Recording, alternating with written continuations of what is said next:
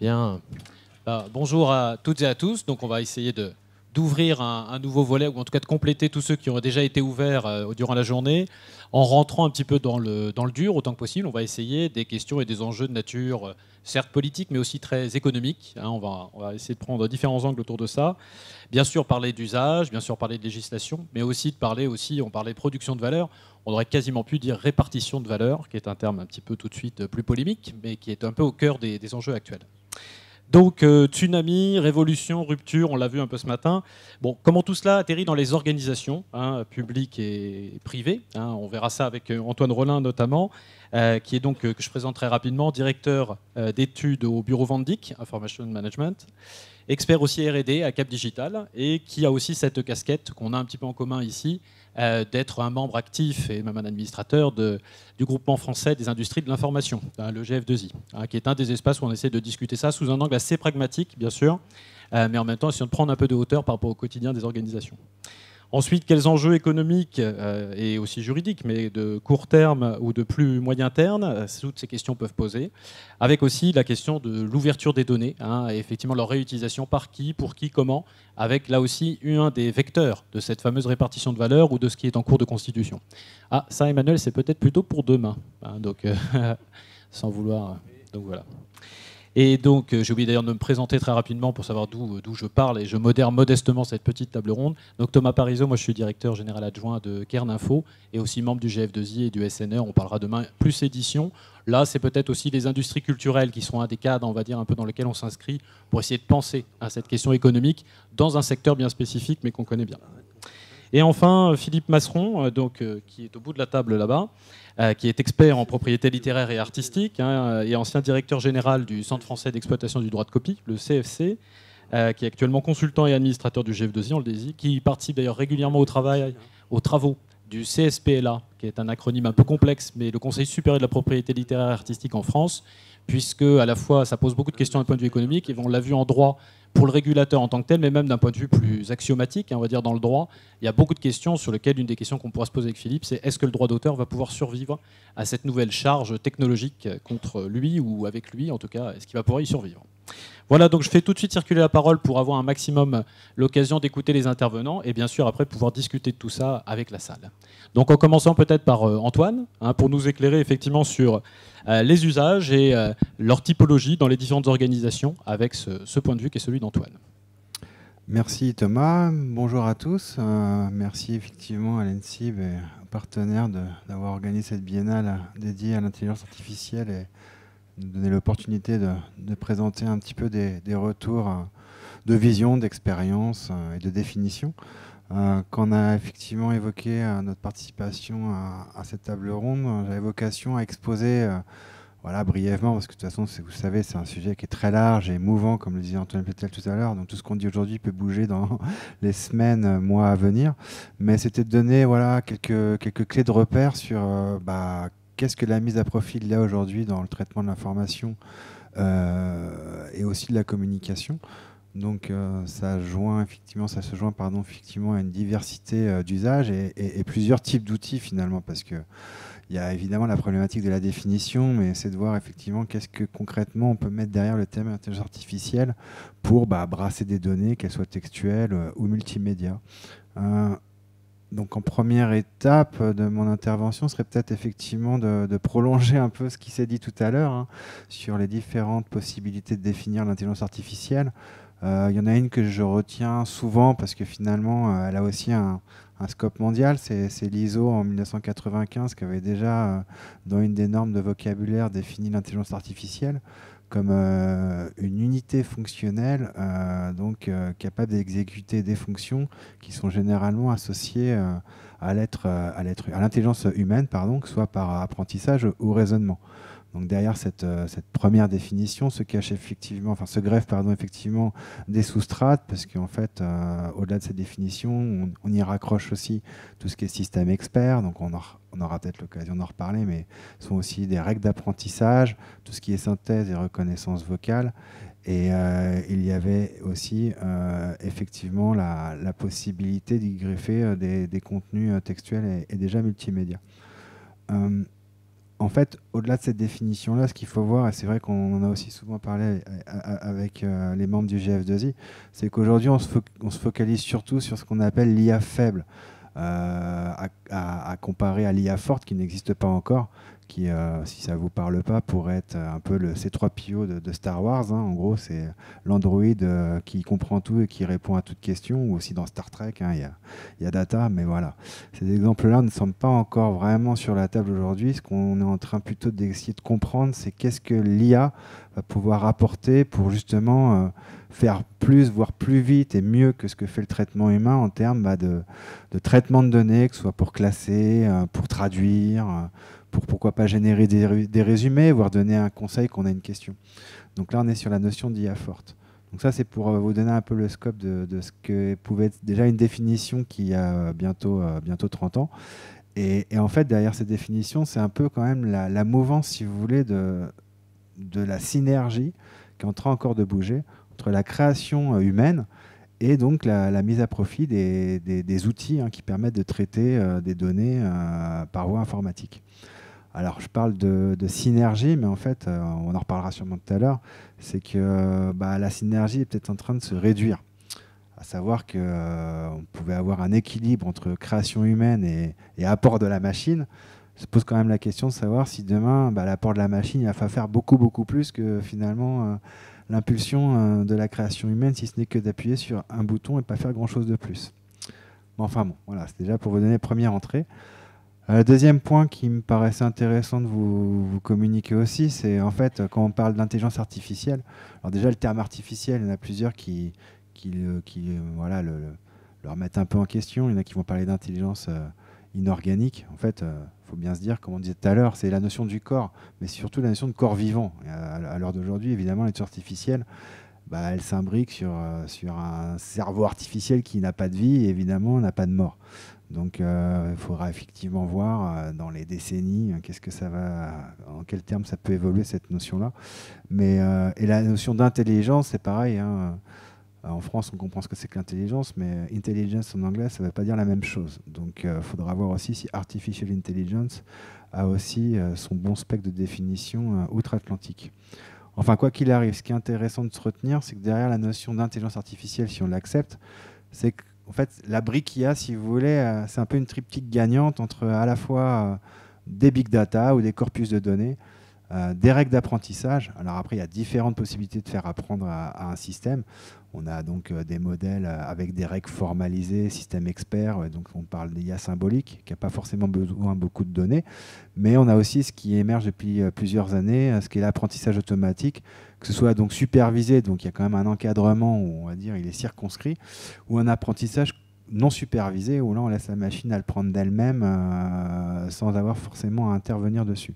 Après il y a des subtilités avec d'autres méthodes, par renforcement, comme dans les échecs ou dans les jeux de poker, on fait jouer les meilleures parties à la machine pour qu'elle comprenne en gros comment on peut gagner plus vite. Donc voilà, ça c'est la deuxième partie de la brique IA. Et puis la troisième, il ne faut pas l'oublier, c'est qu'il y a un algorithme de décision. Et dans notre univers de l'information et de la communication, l'algorithme de décision il va être là pour classer des images, des documents, faire de l'indexation donc avec des métadonnées, voire des légendes, faire un résumé automatique et faire de l'IA générative, donc c'est générer du texte. Voilà. Il y a toute une pléiade de possibilités. Comme vous le savez, on a de plus en plus d'applications qui sont combinatoires. Hein. On va traiter du texte, de l'image, de la vidéo et du son. Donc tout se mélange en termes d'usage.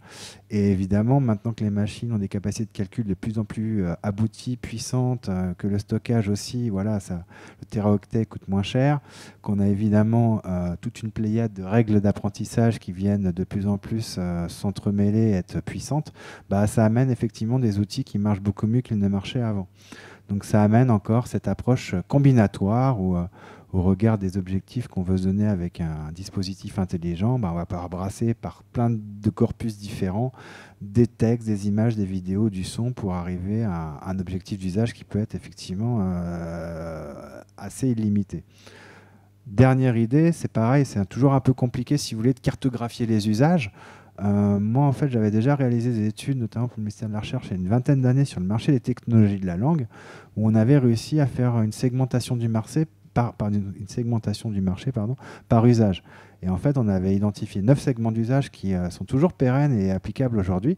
Donc je vais aller vite, mais en gros, vous avez la gestion du contenu, donc c'est l'analyse des documents, enfin l'analyse du texte, on va dire.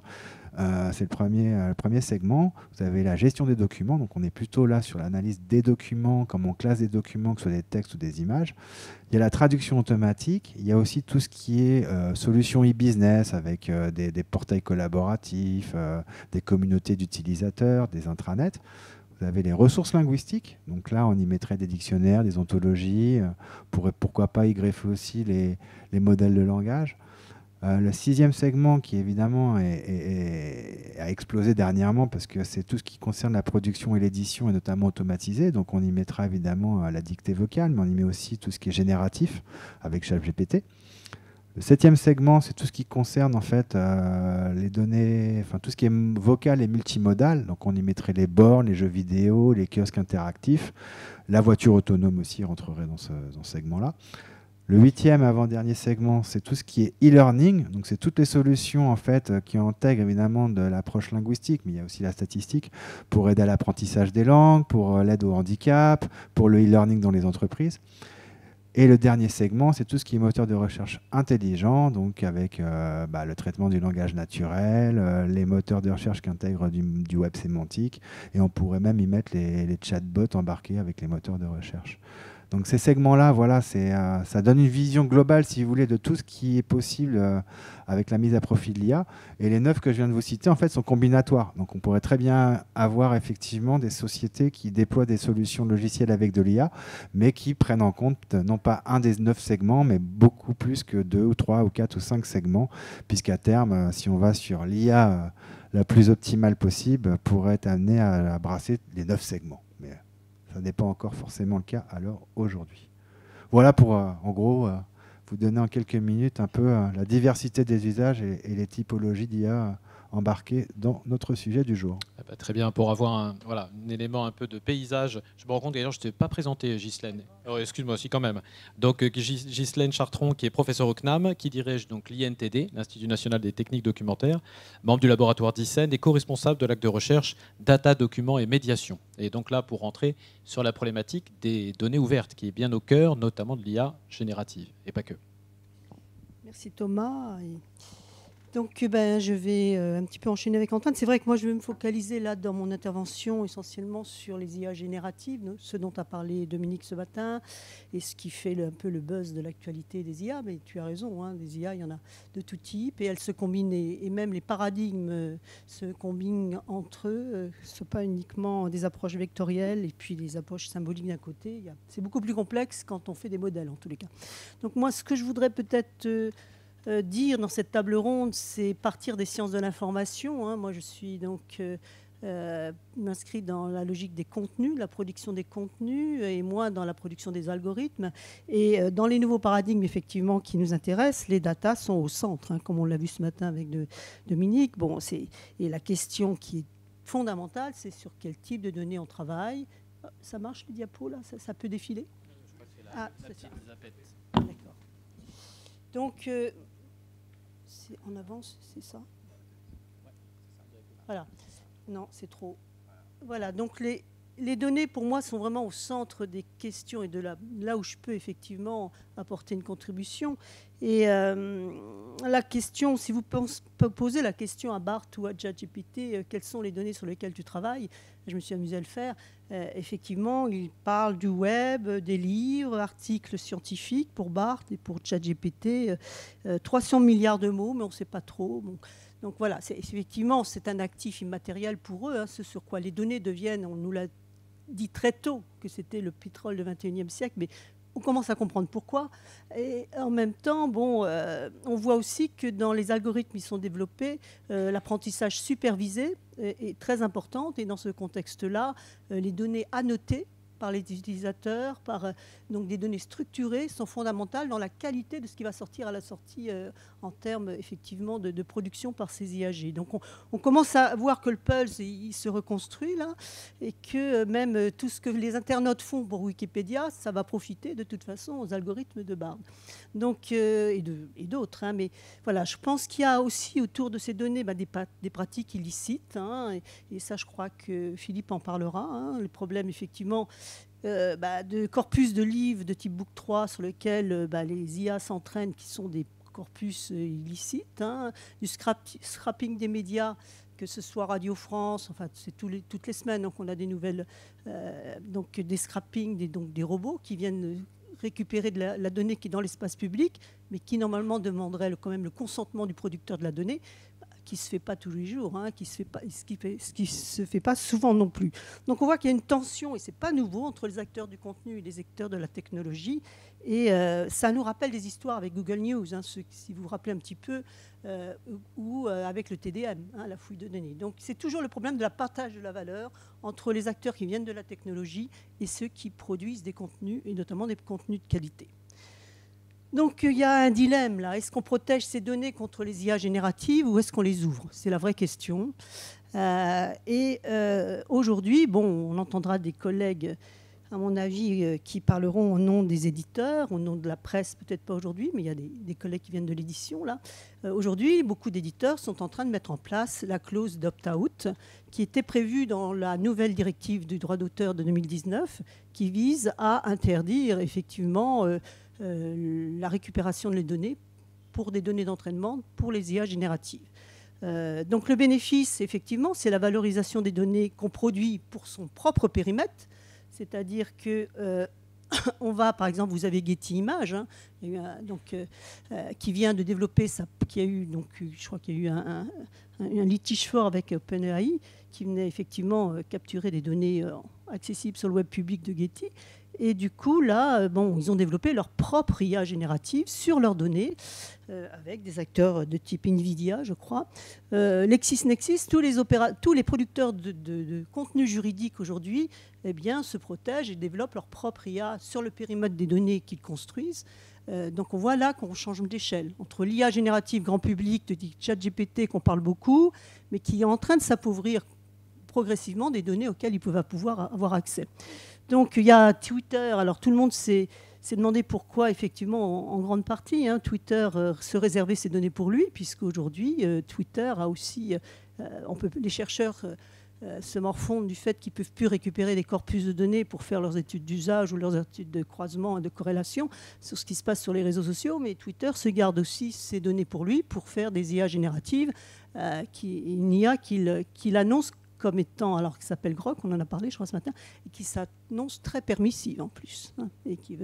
Donc voilà, je crois qu'il y a aujourd'hui un mouvement de repli qui est en train de se faire autour de ceux qui produisent des données. Le risque, par contre, c'est effectivement que les grandes IA médiatiques dont on parle tant, ChatGPT et Bard, effectivement, soient nourries avec des données de faible qualité.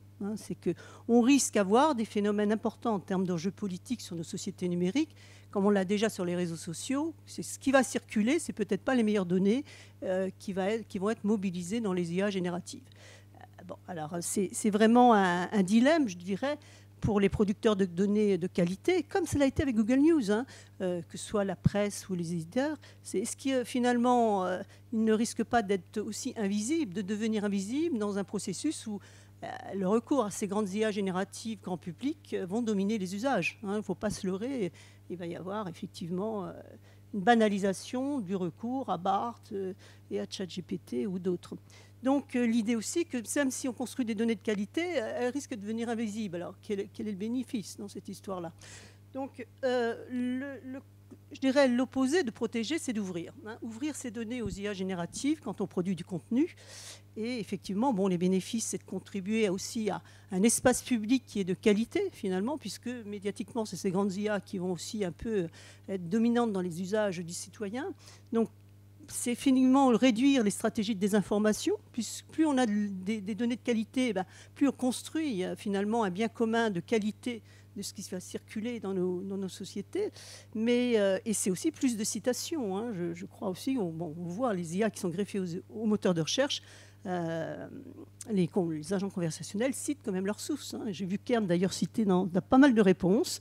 Donc ça veut dire aussi que Kern a 2/3 de ses contenus en ouverts et qu'il, je ne sais pas, vous avez peut-être une clause d'ouverture, enfin je ne sais pas. Thomas, tu nous préciseras. Les risques, c'est effectivement d'ouvrir, c'est le partage de la valeur. C'est-à-dire que ces IA qui vont construire effectivement des services de meilleure qualité à partir de données qui sont de meilleure qualité, va détourner la valeur des producteurs de contenu, qui eux-mêmes auraient pu construire des IA génératives sur leur propre contenu. Et on sait bien à quel point ces géants du web finissent par dominer les usages. Hein, que ce soit Google Scholar, Google, ou je dirais, on finit tous par tomber dans l'emprise de ces géants qui ont une surface et un ensemble d'adressages de contenu qui surplombe un petit peu tous les autres producteurs de contenu. On peut se poser la question de la science ouverte, hein, dont on a beaucoup débattu dans la dernière séance de la Biennale du numérique. Et je tiens à saluer d'ailleurs François Gèze, hein, qui n'est plus parmi nous et qui a beaucoup œuvré aussi pour les débats qui continuent aujourd'hui. Et donc, le problème de la science ouverte, qui effectivement est l'idée d'ouvrir les articles scientifiques au plus grand nombre et avec des licences extrêmement permissives, hein, à qui va profiter la science ouverte aujourd'hui? Est-ce que c'est vraiment la cible initiale ou ça renforce le pouvoir de ces grands acteurs technologiques qui effectivement accèdent à tous les articles scientifiques et vont pouvoir vous faire des synthèses de très grande qualité et peut-être se substituer aux éditeurs même scientifiques. Donc voilà, comment les producteurs de contenu vont retrouver la valeur qu'ils investissent au départ par rapport aux services d'IA qui peuvent être construits sur leurs données. Donc le deal, c'est un dilemme. Pour moi, j'ai du mal à prendre position, mais en tous les cas, on peut se dire qu'on va vers une nouvelle régulation. Une régulation qui viserait, comme ça l'a été pour Google News, hein, je vous renvoie à l'excellent article de la revue Balisage, dont on va faire la promotion à la fin de l'après-midi, mais de notre collègue Nikos Smirnarios, qui a fait l'étude fine de ce qui s'est passé avec Google News quand Google se nourrissait des contenus publics des médias, hein, de tous les médias, pour alimenter son service de Google News, et qui ne regarde pas l'actualité aujourd'hui sur Google News. Hein, je veux dire, c'est devenu le point d'entrée. Je regarde dans le métro, souvent ça m'amuse. Ils sont tous sur Google News. Ils ont tout, effectivement, tous les médias. Donc, et en même temps, il y a eu une négociation en ce temps-là. Alors peut-être que c'est passé inaperçu, mais il y a une négociation et Google reverse aux médias, alors de façon très inégale, en fonction de l'audience des médias, des recettes qu'il effectue sous le régime de la publicité, hein, tout ce qu'il affiche grâce à Google News en termes de publicité. Donc aujourd'hui, il y a une loi, hein, qui vise un petit peu à réfléchir à cela. Il y a une proposition de loi qui a été diffusée par l'Assemblée nationale. Je ne sais plus exactement où on est, mais Antoine pourra nous le dire. Ou Philippe, voilà, pourra nous le dire. Alors, je vais vite, là. Donc, voilà, c'est un dilemme. Est-ce que c'est encore une nouvelle régulation? Est-ce qu'on peut imaginer que les géants, Google et compagnie, puissent reverser aux producteurs de contenu des recettes qui permettraient d'utiliser leurs données de qualité pour nourrir des IA éthique aussi, hein, de qualité sur l'ensemble de ce qui va déferler sur nos sociétés. Hein. C'est clair que demain, c'est ça qui déferle après Google. Les moteurs de recherche n'ont peut-être plus un grand avenir. Enfin, je voudrais terminer sur un dernier point qui est effectivement l'enjeu de la transparence. On en a parlé ce matin. Les biais, tous ces services qui sont construits effectivement à partir des données nécessitent... Alors, je ne parlerai pas d'audit des algorithmes, je n'en suis pas capable, mais par contre, on peut très bien envisager de l'audit du deuxième ingrédient fondamental pour ce nouveau paradigme, qui sont les données. Et il y a une initiative d'universitaires américains de Harvard, de Carnegie Mellon, je crois, du MIT et de l'INRIA aussi, qui sont en train de construire un explorateur de provenance des données qui va nourrir aussi, ce sont des jeux de données sur GitHub qui permet effectivement d'entraîner des IA génératives et qui collectent des jeux de données ouverts en les documentant. Donc on sait exactement ce qu'il y a dedans et on connaît aussi tous leurs biais, notamment là sur l'ensemble des jeux de données qui sont disponibles. On voit le prisme, le biais de la langue, l'anglophone. C'est plus en rouge foncé, c'est effectivement les données qui sont le plus utilisées dans les IA génératives, enfin dans les jeux de données qui sont collectés sur cette plateforme qui a 1800, je crois, à peu près, jeux de données. Mais on voit qu'il y a un décalage, une asymétrie qui est en train de se construire entre les données du monde anglophone et les données du monde des autres sphères linguistiques. Et ça pose aussi question. Et du coup, ça renvoie aussi des questions aux producteurs de contenu francophone de qualité, si on veut aussi jouer dans ces bacs à sable de données ouverts à tous pour essayer d'entraîner nos IA génératives. Voilà, donc petite biblio, parce que je ne peux pas m'en empêcher, mais il y a un très bon article donc, justement sur cet exemple d'algorithme, enfin de transparence. Alors je renvoie l'excellent article de la CNIL pour bien comprendre un peu les technologies. Je pense qu'il faut écouter les vulgarisations qui nous sont faites parce qu'on approche un peu mieux les modèles qui sont derrière. L'article de Data Provenance, cet effort d'auditabilité des données qui est fait par ces universitaires et que je trouve remarquable. Et puis l'article de notre collègue Nikos qui effectivement a décrypté les accords de Google News avec les géants du web, qui me semble assez similaire de ce qui pourrait se passer avec les données. Et bien, un excellent magazine, Actu IA, que je suis pour les actualités des IA génératives. Voilà. Merci Ghislaine. On continue un peu notre premier tour de chauffe un peu auprès des différents intervenants sur ces différentes questions. On va faire passer le micro donc à Philippe. Pour cette question un petit peu dramatique, mais il y en a plusieurs dans la journée, est-ce que le droit d'auteur va survivre on a parlé d'ouvrir ou fermer. Je pense que la question peut se poser de cette façon-là pour le droit d'auteur. Si j'avais eu à faire une présentation, j'aurais intitulé cela, c'est d'ailleurs dans le livret de la Biennale, le droit d'auteur à l'épreuve de l'intelligence artificielle, et non pas l'inverse. Alors, c'est une épreuve qui est double, à vrai dire.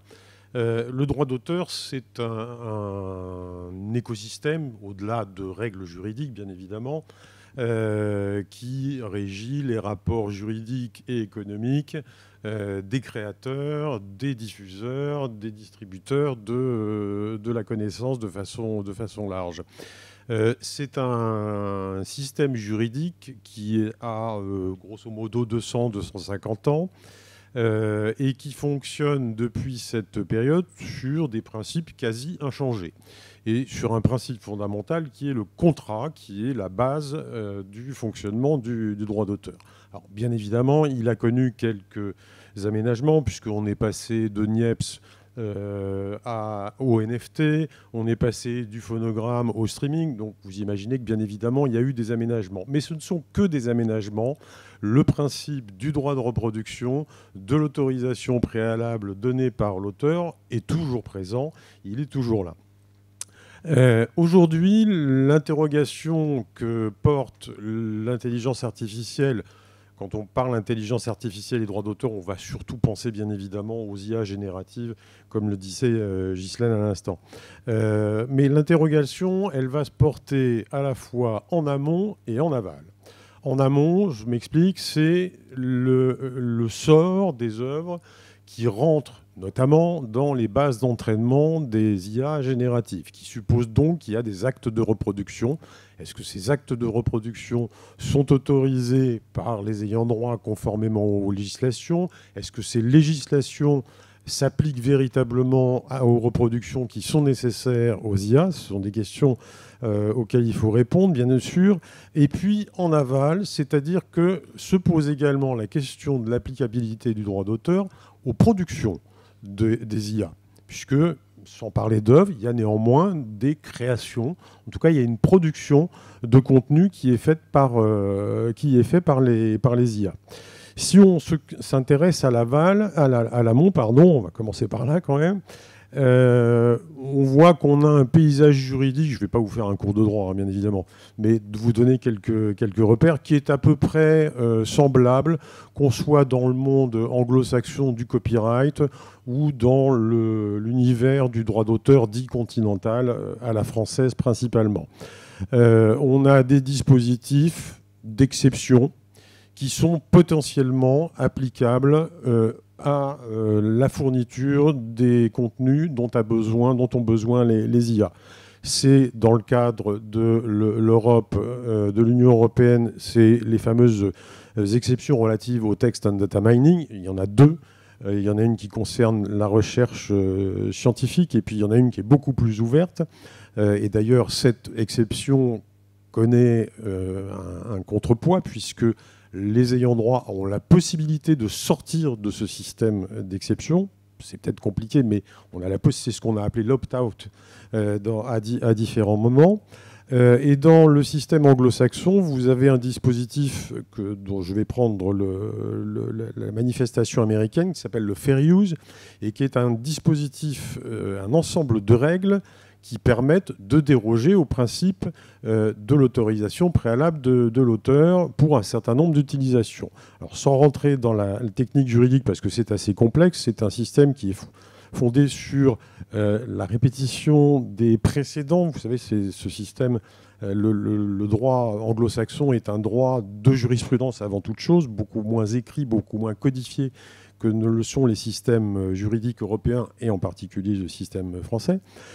Donc la question va se poser de savoir si les exceptions TDM qui existent en Europe ou le Fair Use vont pouvoir couvrir les usages d'œuvres préexistantes des IA.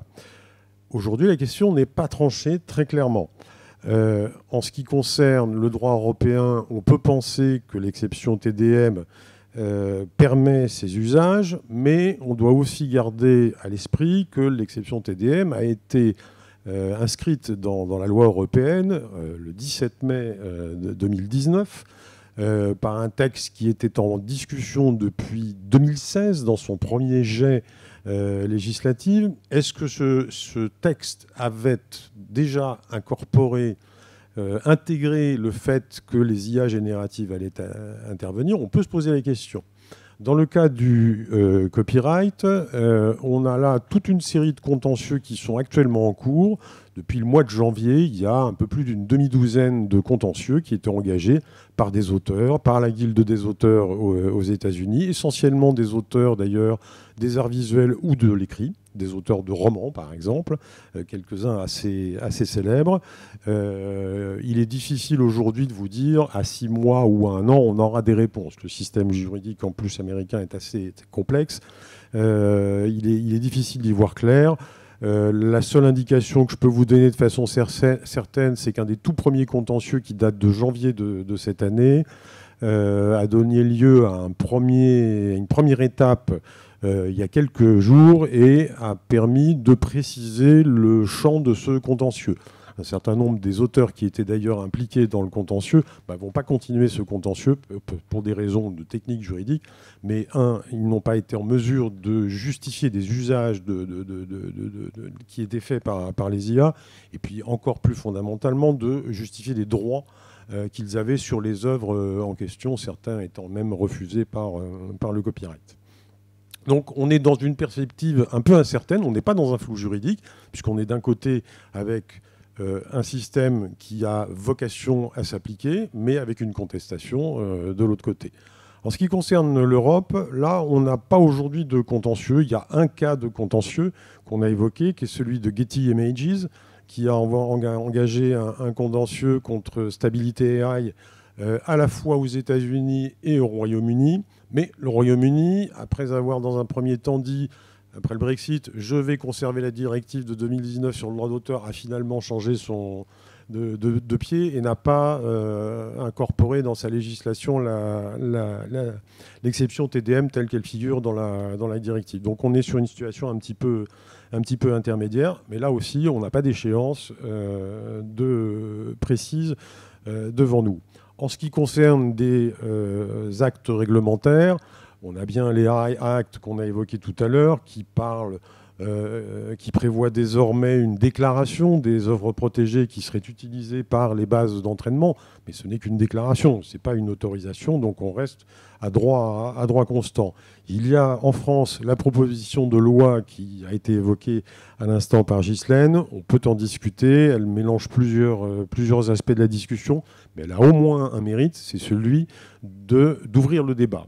Alors le débat aujourd'hui, il est relativement peu ouvert néanmoins, puisque ce texte a été déposé au mois de septembre, le 12 septembre, si mes souvenirs sont bons, et a été renvoyé en commission des affaires culturelles à l'Assemblée nationale, sans qu'il y ait aujourd'hui ni de rapporteur, ni de date, de calendrier de préciser. Ça, c'est pour la partie amont.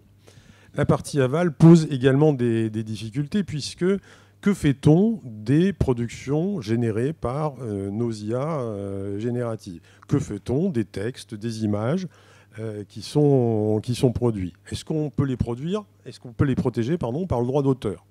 Là, les choses sont aujourd'hui beaucoup plus claires. Le droit d'auteur dit continental prévoit un critère unique de protection, c'est l'existence de l'œuvre et le fait que cette œuvre est originale. L'originalité, c'est, je vous le précise, c'est l'œuvre porte la marque de la personnalité de l'auteur, l'empreinte de la personnalité de l'auteur. Alors, je ne vais pas développer ce point-là, mais on voit bien que l'humain est profondément au cœur de la création protégée par le droit d'auteur. Dans le système anglo-saxon du copyright, on est quasiment sur le même schéma.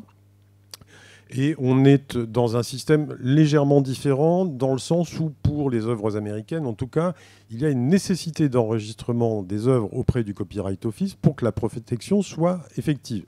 En droit d'auteur européen, une œuvre est créée, elle est protégée. Après, il y a des problèmes de preuve qui vont se poser le cas échéant, mais pas besoin d'une formalité pour que la protection s'applique, alors que c'est le cas dans le système du copyright pour les œuvres américaines.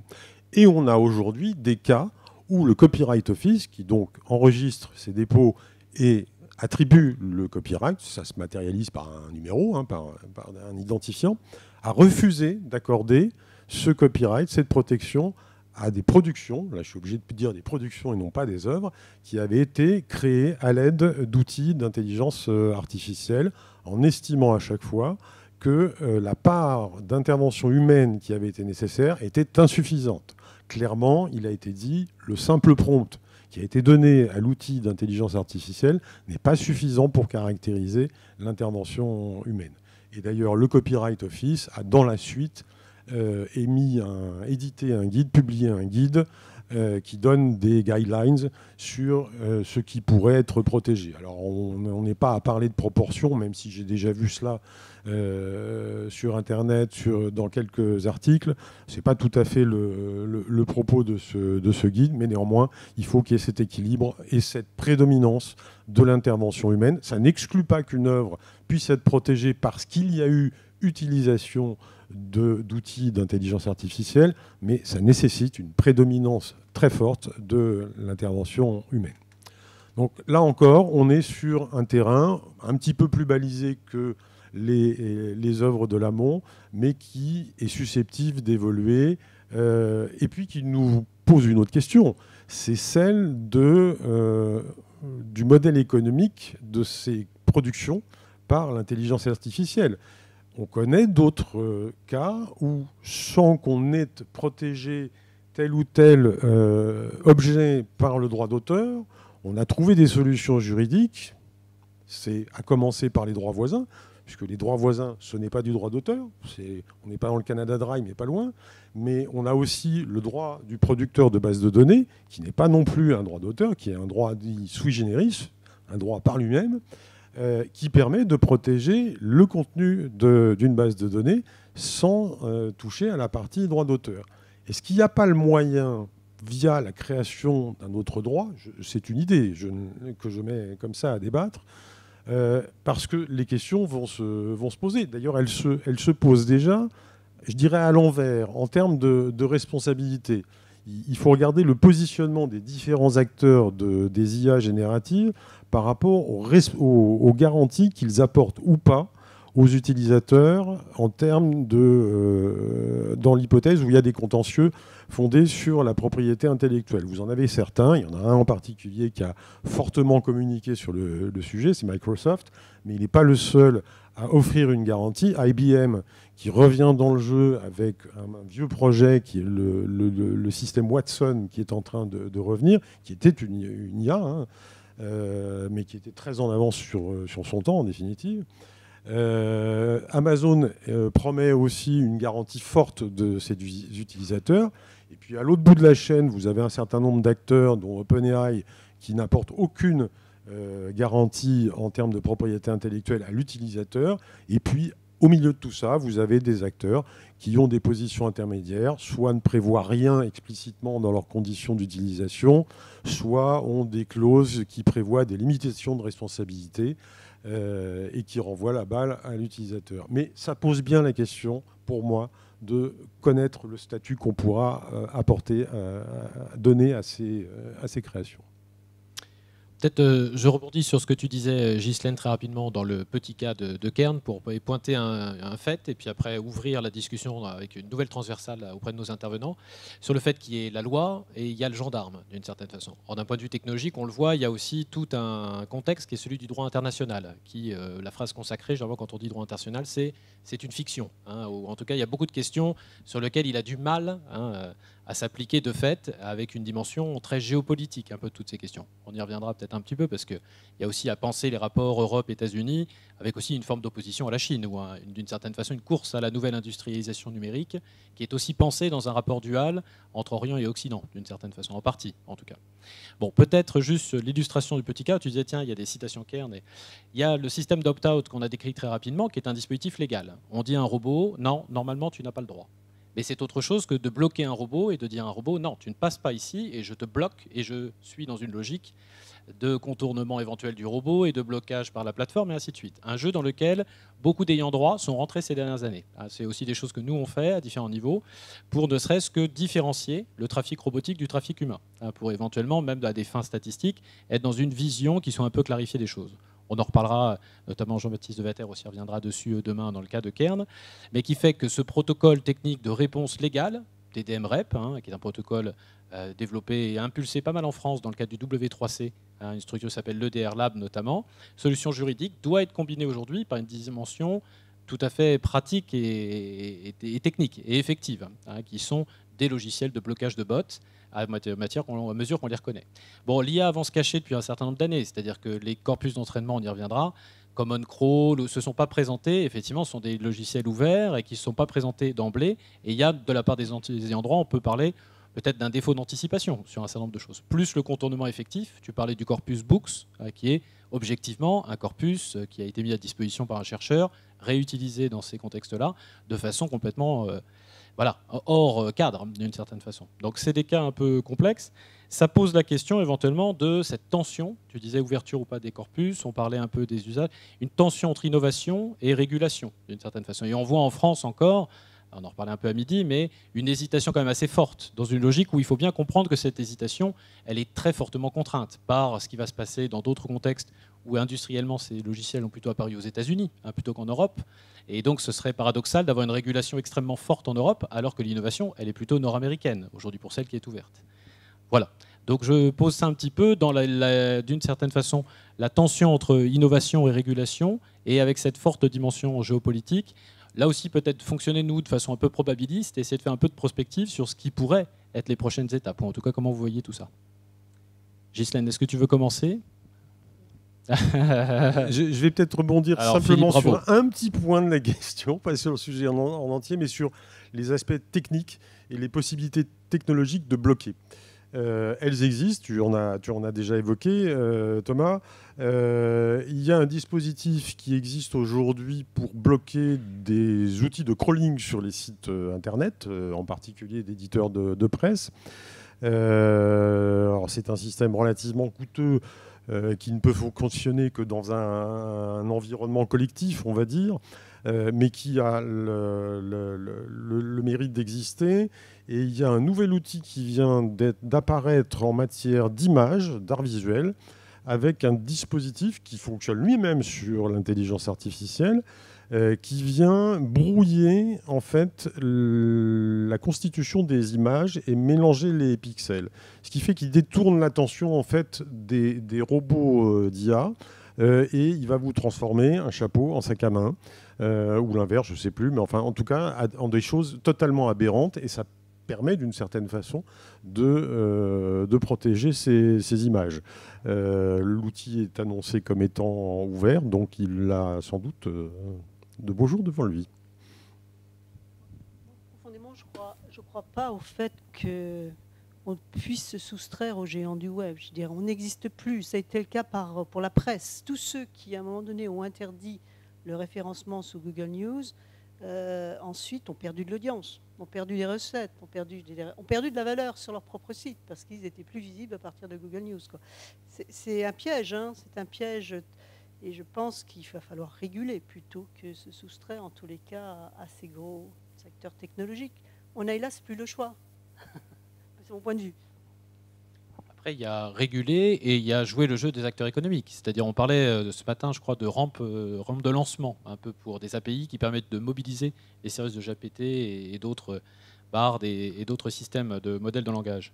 La même chose peut-être essayer d'émerger au niveau des ayants droit, parce qu'il y a une forte croyance aujourd'hui dans les ayants droit, peut-être un peu dimensionnée, hein, comme au début de chaque négociation, on essaie de gonfler un peu ces arguments, qui est un risque d'effondrement fondamental de l'IA, qui à force de s'auto-générer, tu l'as un peu évoqué Ghislaine, finit par se recopier elle-même et se polluer elle-même, elle s'intoxique, elle s'auto-intoxique. Et sans possibilité de correctif à intervalles réguliers et de corpus humain de contrôle, je le dis avec des mots un peu de béotien, hein, mais effectivement une croyance est forte dans la presse notamment, mais peut-être aussi dans l'édition de livres et chez les différents ayants droit, qu'il va falloir pouvoir réinjecter à intervalles réguliers des corpus de contenu de qualité pour corriger cette déviance naturelle et probabilise des outils, au-delà même des questions de qualité, pour éviter une forme d'effondrement. Le terme est là en disant qui perd des capacités qu'elle avait auparavant, entraînées par des corpus créés de façon humaine.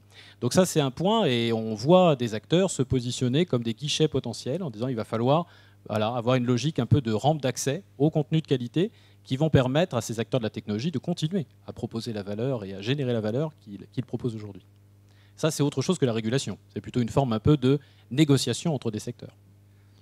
Et effectivement, en fait, la problématique que tu soulèves, c'est pas il y a deux niveaux en fait de compréhension de ce qui est en train de se passer. C'est que si je prends l'exemple de ChatGPT, que ce soit le 3 qui a pris jusqu'à 2021 ou même le 4 qui a pris quasiment en temps réel jusqu'à la milieu de 2023,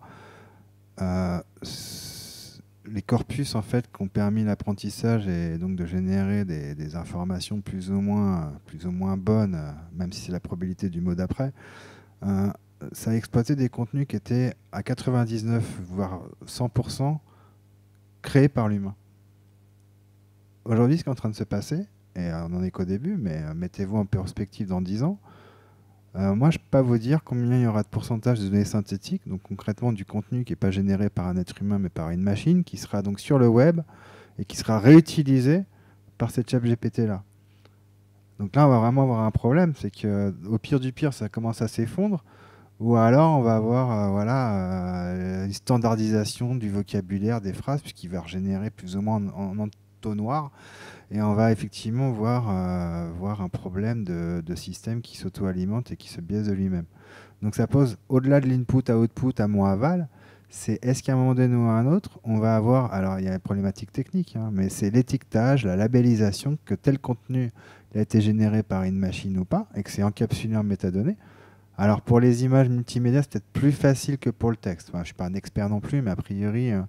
quand on a un texte généré par une machine, c'est toujours beaucoup plus compliqué de confirmer s'il y a une interaction 100% machine et ou humaine, alors que dans les images, même si ça va être de plus en plus subtil et difficile, parce que les images générées par des machines IA aujourd'hui, il y a encore des petits bugs quand on creuse dans le pixel, mais voilà, ils vont faire beaucoup, beaucoup mieux. Donc la question qui est derrière, c'est effectivement dans 5-10 ans, qu'est-ce qu'on va avoir comme qualité? Alors quand bien même, je comprends, hein, effectivement, plus on aura des données de qualité qui seront le petit sanctuaire de la création humaine, validées, vérifiées, avec les 5 étoiles qui vont avec, mais le problème, c'est ce qu'on ne va pas avoir que 10% de qualité humaine quand il y aura 90% de données synthétiques trop standardisées. Donc c'est aussi ça la problématique, c'est la masse.